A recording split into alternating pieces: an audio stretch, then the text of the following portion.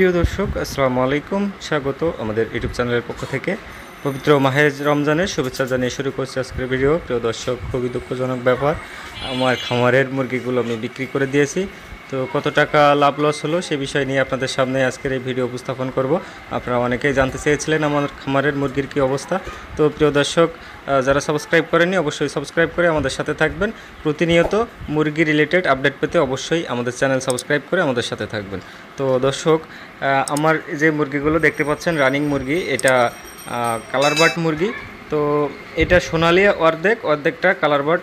Colour বিভিন্ন রকম হওয়ার কারণে এটা কালার বার্ড হয়ে গেছে। যাই হোক, এখন এই বাচ্চাটা আমি সোনালি হাইব্রিড হিসাবে নিয়েছিলাম। তো এই হাইব্রিড হিসাবে নেওয়ার পরে দেখলাম যে এই বাচ্চাটার কালার এই অবস্থা। এখন পার্টিরা বলে যে এটা কালার বাটের দামে ছাড়া নেবে না। তো যাই হোক, এই বাচ্চাটা আমি কালার বাটের দামেই বিক্রি করেছি। তো আমি এই বাচ্চাটা বিক্রি করেছি, এই মুরগিটা 180 টাকা করে পার কেজি। তো এখানে এই মুরগিগুলো আমার এফসিআর এসেছে প্রায় 24 কেজি। তো সব টোটাল হিসাব করে আমার এখানে যত টাকা খরচ হয়েছে প্রায় 3,05,000 টাকার মতো মোট খরচ হয়েছে, এবং বিক্রি হয়েছে 2,80,000 টাকা। তো টোটাল এখানে প্রায় 25,000 টাকার মতো আমার লস হয়েছে। তো লস হবে না কেন? 180 টাকা করে যদি মুরগি বিক্রয় করতে হয় তাহলে এই বাজারে লাভ করা একেবারেই অসম্ভব, কোনোভাবেই সম্ভব নয়। প্রিয় দর্শক, আপনারা যারা এখন যাদের খামারে রেডি মুরগি আছে তারা খুবই সতর্ক থাকবেন।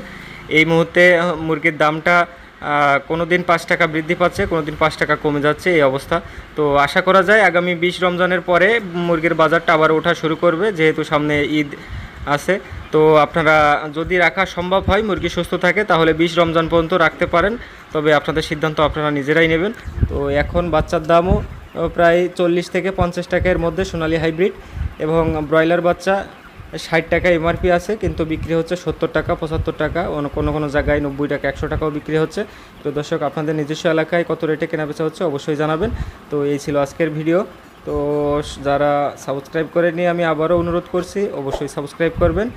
তো দর্শক, সবাই ভালো থাকবেন, সুস্থ থাকবেন, পবিত্র মাহে রমজানের পবিত্রতা রক্ষা করবেন, কেননা মহান আল্লাহ তাআলা এই পবিত্র মাহে রমজানে রহমত, বরকত, নাজাতের সব দরজা খুলে রাখেন।